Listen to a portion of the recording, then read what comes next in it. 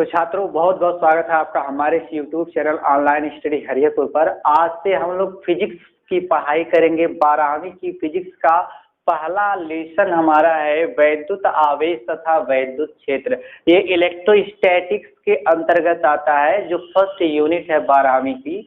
तो 12वीं की फिजिक्स पार्ट 1 का फर्स्ट यूनिट स्थिर वैद्युत की, जिसके पहले अध्याय की पढ़ाई आज से हम लोग स्टार्ट करेंगे।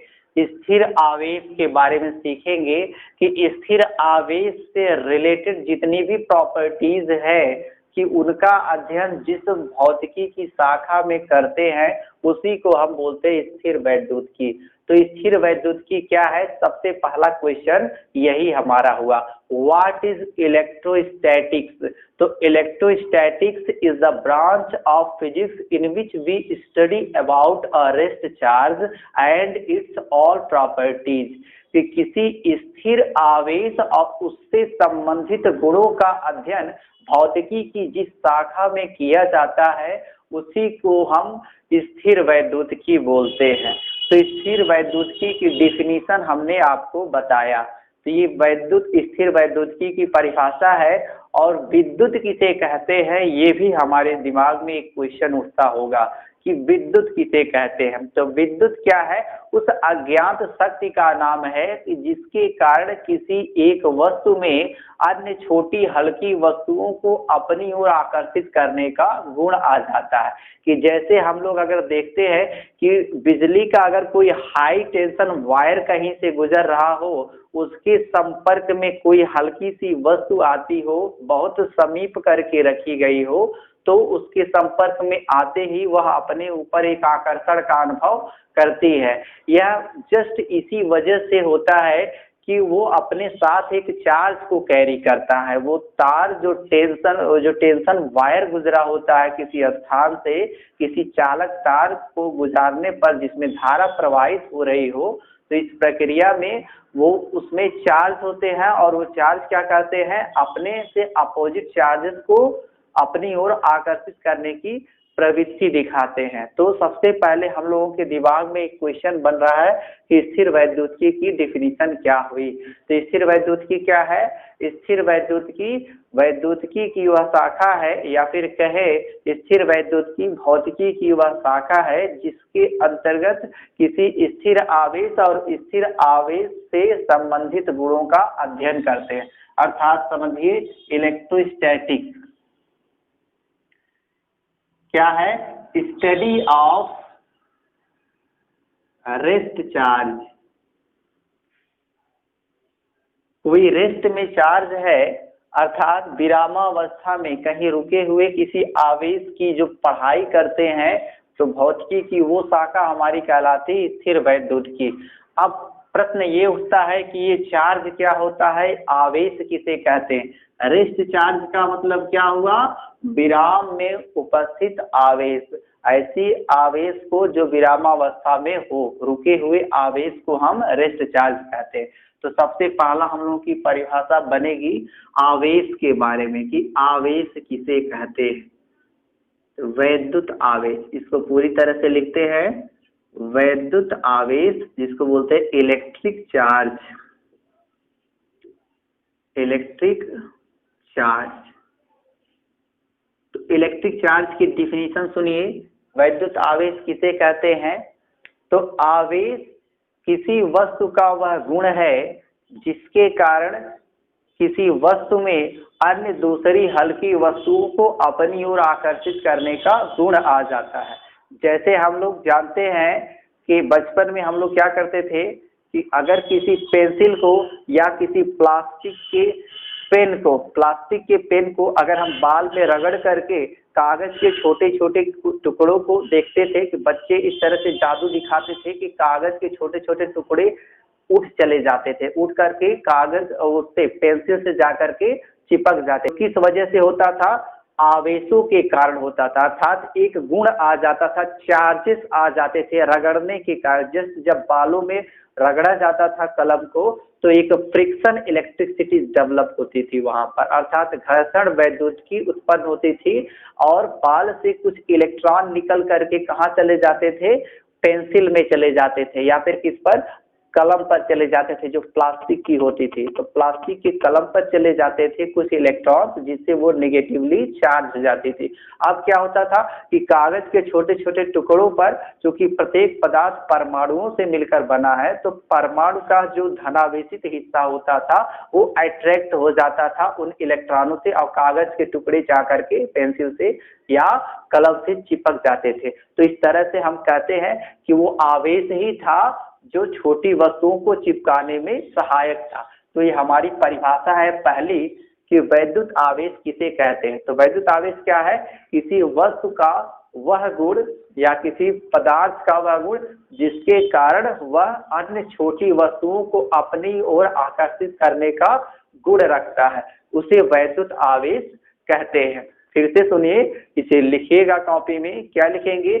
वैद्युत आवेश वह गुण है कि जिसके कारण किसी वस्तु में अन्य दूसरी हल्की वस्तुओं को अपनी ओर आकर्षित करने का गुण आ जाता है। अब हम लोग सीखेंगे वैद्युत आवेश कितने प्रकार के होते हैं। तो वैद्युत आवेश के टाइप्स सीखेंगे। तो वैद्युत आवेश दो प्रकार के होते हैं। पहला धनावेश, धनावेश इसको बोलते हैं positive charge, positive charge.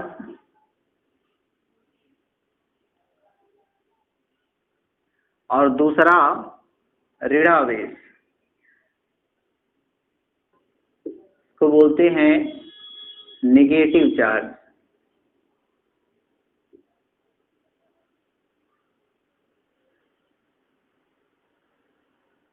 Negative charge. हमने देखा आवेश दो प्रकार के होते हैं, धनावेश और ऋणावेश। तो दो तरह के आवेश होते हैं। आवेशों के इस प्रकार का वर्गीकरण कि आवेश दो प्रकार का, एक धनावेश एक ऋणावेश होता है, यह वर्गीकरण सर्वप्रथम बेंजामिन फ्रैंकलिन ने किया था। किसने किया था? बेंजामिन फ्रैंकलिन ने। बेंजामिन फ्रैंकलिन ने आवेशों का नामकरण किया था सबसे पहले। ये चीज समझने की बात हो गई। आवेश दो तरह के होते हैं, धनावेश और ऋणावेश। तो सबसे पहले धनावेश की परिभाषा सीखेंगे। तो हम लोग जानते हैं कि जब किसी कांच की छड़ को, देखिए ये हमने एक छड़ बनाया हुआ है, ये छड़ कांच का छड़ है, एक ग्लास रॉड है। ये क्या है? ग्लास रॉड है। इसको हम ग्लास रॉड लिखेंगे। कांच का छड़ है, और इस कांच की छड़ को जब रेशम के टुकड़े पर रगड़ा जाता है, ये हमने क्या किया? सिल्क का क्लॉथ रखा है, ये सिल्क का टुकड़ा है। सिल्क अर्थात रेशम, ये रेशम है। और हमने क्या किया? ध्यान दीजिए, रेशम के टुकड़े पर किसको? कांच की छड़ को जब रगड़ा जाता है, तो रगड़ने की प्रक्रिया में रेशम के टुकड़े पर क्या उत्पन्न हो जाता है? ऋणावेश। और वह आवेश जो कांच की छड़ पर आता है उसे हम बोलते हैं धनावेश, अर्थात पॉजिटिव चार्ज। तो पॉजिटिव चार्ज किसे कहते हैं? एक परिभाषा की तरह हम लोग समझेंगे कि घर्षण से ये जो है चार्ज उत्पन्न हुआ है। लेकिन एक और भी बात है, ये जो चार्ज आए हैं अपोजिट तरह के, कि एक धनावेश आया है एक वस्तु पर, दूसरी वस्तु पर ऋणावेश आया है। कैसे आया है? तो जब किसी कांच की छड़ को रेशम के कपड़े पर रगड़ा जाता है, तो कांच की छड़ पर उत्पन्न आवेश को धनावेश कहते हैं। जस्ट इसी का अपोजिट बोलेंगे कि रेशम के टुकड़े पर उत्पन्न आवेश ऋणावेश कहलाता है। तो धनावेश की परिभाषा कैसे लिखेंगे? कि जब किसी कांच की छड़ को रेशम के टुकड़े पर अर्थात रेशम के कपड़े पर रगड़ा जाता है, तो कांच की छड़ पर उत्पन्न आवेश को धनावेश कहते हैं। अब किस वस्तु के ऊपर धनावेश आएगा, किस वस्तु के ऊपर ऋणावेश आएगा, ये बात निर्भर करती है कि वस्तुओं की प्रकृति किस प्रकार की है।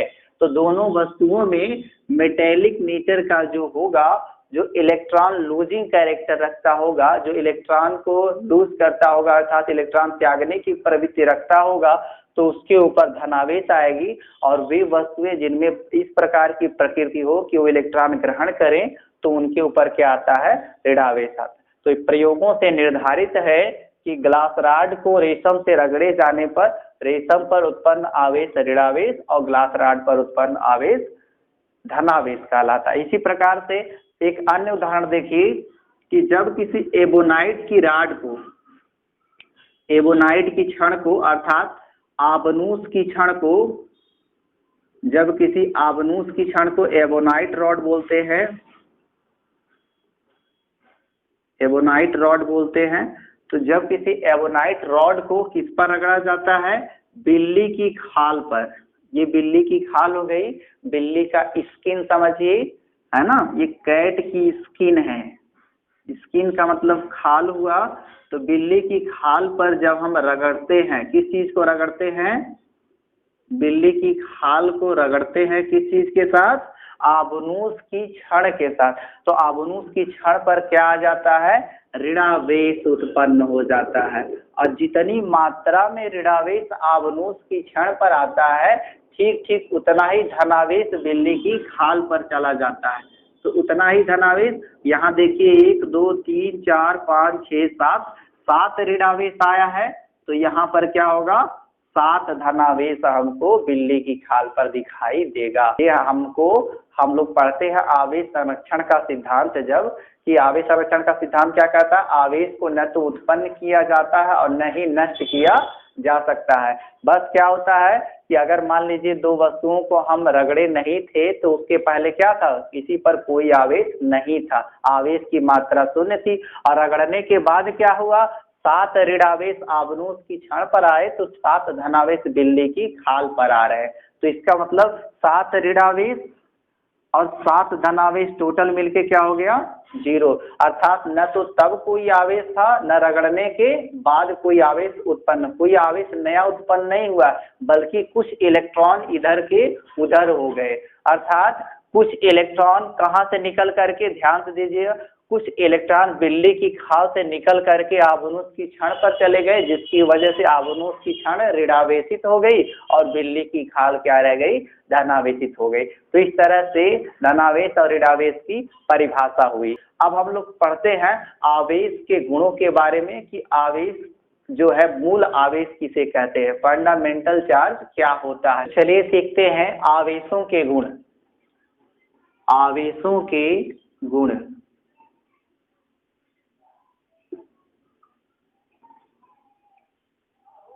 तो पहला गुण समझिए कि समान प्रकार के आवेश, समान प्रकार के आवेश का मतलब क्या हुआ कि एक ही जैसी प्रकृति वाले आवेश एक दूसरे को प्रतिकर्षित करते हैं। सीधी सी बात है कि एक धनावेश दूसरे धनावेश को प्रतिकर्षित करता है। तो ये आवेश की प्रॉपर्टी है, याद रखिएगा, समान आवेश। समान आवेश का मतलब सजाती एक ही जाति के आवेश, अर्थात 2 ऋणावेश अथवा 2 धनावेश। समान आवेश परस्पर प्रतिकर्षण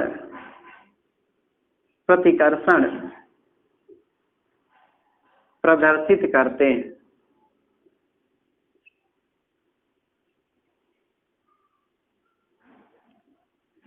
क्या बताया गया, समान आवेश परस्पर प्रतिकर्षण प्रदर्शित करते हैं, अर्थात एक ही जैसे 2 आवेशों के बीच में प्रतिकर्षण होता है। अर्थात देखिए ध्यान से, अगर 2 धनावेश हमको किसी जगह पर दिए गए हैं, तो इनके बीच में रिपल्सन होगा। रिपल्सन का मतलब प्रतिकर्षण होगा। ये एक दूसरे को चाहेंगे कि दूर दूर ले जाएं, तो इनके बीच में क्या लगता है, रिपल्सन लगता है, REPULSION, रिपल्सन लगता है, REPULSION। तो इनके बीच में रिपल्सन लगता है, अर्थात प्रतिकर्षण। इसी तरह से हम लोग आगे बढ़ेंगे। दूसरा कि विपरीत आवेशों के बीच आकर्षण कार्य करता है। विपरीत आवेशों के बीच आकर्षण कार्य करता है, अर्थात दो अपोजिट तरह के चार्ज हो, एक धनावेश हो दूसरा ऋणावेश हो, तो एक धनावेश दूसरे ऋणावेश को अपनी ओर आकर्षित करता है, अर्थात प्लस माइनस टाइप के चार्जेस हैं तो दोनों एक दूसरे को क्या करेंगे, एक दूसरे की तरफ अट्रैक्ट करेंगे, अर्थात प्लस माइनस को अपनी ओर खींचता है। तो यहाँ इनके बीच में क्या होगा, आकर्षण होगा, और आकर्षण को कहते हैं फोर्स ऑफ अट्रैक्शन, अट्रैक्शन बोलते हैं इसको। तो ये जानने की बात हो गई, आवेशों का ये गुण है। तो एक परिभाषा पढ़नी है, मूल आवेश किसे कहते हैं। क्या हमने बताया, मूल आवेश, तो वह न्यूनतम आवेश जो किसी आवेशित कण पर पाया जा सकता है वो मूल आवेश कहलाता, फंडामेंटल चार्ज, मूल आवेश,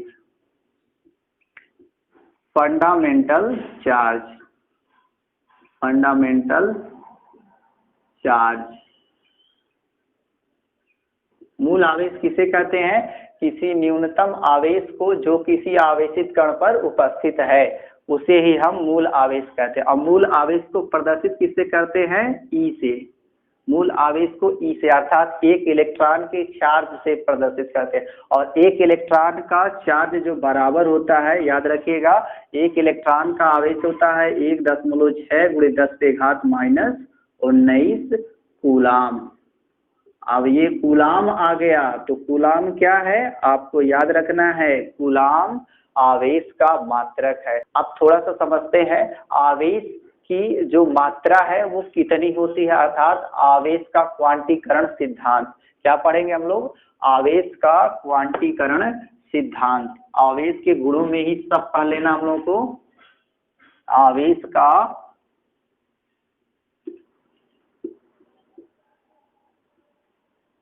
क्वांटीकरण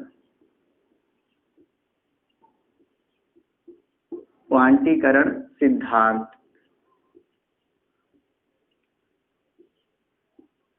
आवेश का क्वांटीकरण सिद्धांत, इसको बोलते हैं quantization, quantization theory of charges,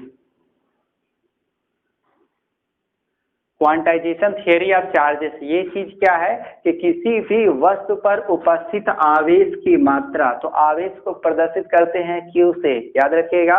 आवेश का प्रतीक क्या होता है, आवेश का प्रतीक सबसे पहले जान लीजिए, आवेश का प्रतीक जो होता है, का प्रतीक होता है Q। आवेश को प्रदर्शित किससे करते हैं, Q से। तो किसी भी वस्तु पर उपस्थित आवेश की मात्रा वह होती है मूल आवेश की पूर्ण गुणज। किसी भी वस्तु पर उपस्थित आवेश की मात्रा वह मूल आवेश की पूर्ण गुणज होती है। पूर्ण गुणज होने का मतलब किसी भी वस्तु पर जो आवेश है वह एक इलेक्ट्रॉन के आवेश का या तो 1 गुना होगा, या तो 2 गुना होगा, या तो 3 गुना होगा, वो दशमलव गुना नहीं होता। अर्थात समझिए n का मान, जहां n का मान 1, 2, 3, 4 इस प्रकार से लिखा जा सकता है। तो Q क्या है, किसी वस्तु पर उपस्थित आवेश की मात्रा, ये आवेश की मात्रा है। और जो आवेश की मात्रा, किसी भी वस्तु पर उपस्थित आवेश की मात्रा वह मूल आवेश की क्या होती है, n गुनी होती है। अर्थात n क्या है, जहां एक धन पूर्णांक है, 1, 2, 3, 4, 5 इस प्रकार से एक पूर्णांक संख्या है n। ये चीज याद रखना है, n का मान कभी दशमलव में नहीं हो सकता, न ही कभी भिन्नात्मक हो सकता। तो ये हमारी थियरी कहलाती है आवेश का क्वांटीकरण सिद्धांत। n का मान सदैव एक पूर्णांक होगा, यह न तो भिन्नात्मक होगा और न ही दशमलव में लिखा जाएगा। और n होता क्या है कि किसी चालक द्वारा लिए गए अथवा त्यागे गए इलेक्ट्रॉनों की संख्या। तो ये बताता है हमको इलेक्ट्रॉनों की संख्या, और ई बताता है कि चीज के बारे में एक एक इलेक्ट्रॉन का आवेश। तो सबके बारे में समझिए इस सूत्र में, जहां हर चीज का अपना मतलब है।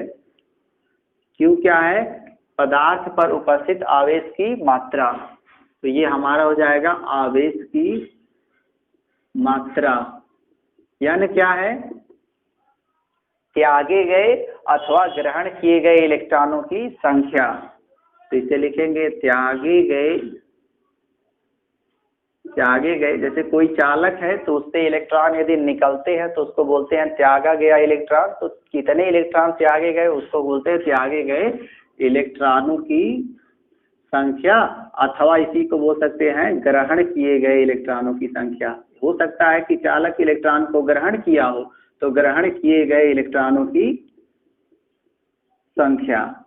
अब दूसरी बात, ये जो यहाँ ई दिया गया है, ई का मतलब क्या हुआ, एक इलेक्ट्रॉन का आवेश। तो एक इलेक्ट्रॉन का आवेश होता है 1.6 × 10⁻⁻⁹ कूलाम। कूलाम को सी से प्रकट करते हैं, एम्पियर सेकेंड भी लिखा जाता है, क्योंकि हम लोग पढ़े हैं आवेश बराबर क्या होता है, धारा गुणे समय, और ये धारा है तो धारा का मात्रक क्या होता है, एम्पियर, एम्पियर होता है, और समय यहाँ दिया है तो समय का मात्रक होता है सेकेंड।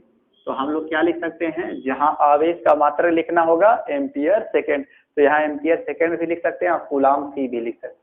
तो ये आप लोग नोट करिए, हम लोग आगे चलें, आवेश का विद्युतीकरण सिद्धांत पढ़ेंगे। ओके स्टूडेंट्स, अब पढ़ते हैं आवेश के विद्युतीकरण का सिद्धांत।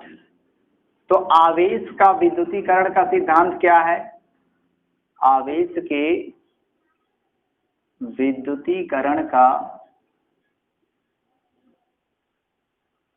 सिद्धांत।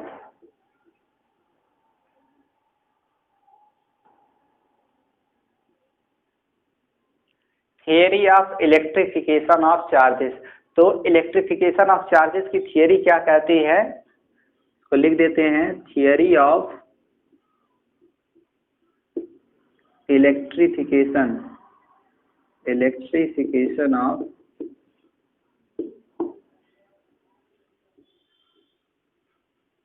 चार्जेस।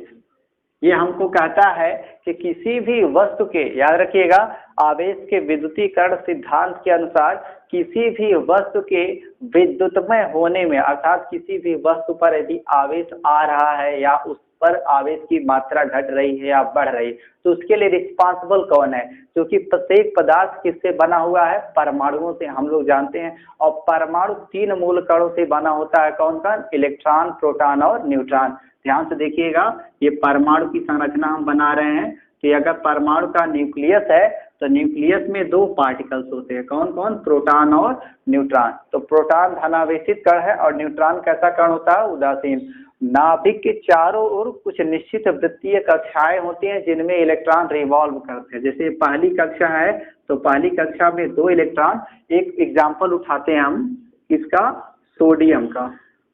तो सोडियम का हम लोग जानते हैं कि परमाणु क्रमांक कितना होता है, 11, अर्थात इसके नाभिक में प्रोटॉनों की संख्या कितनी होती है, 11। याद रखिएगा, प्रोटॉनों की संख्या कितनी होती है, 11।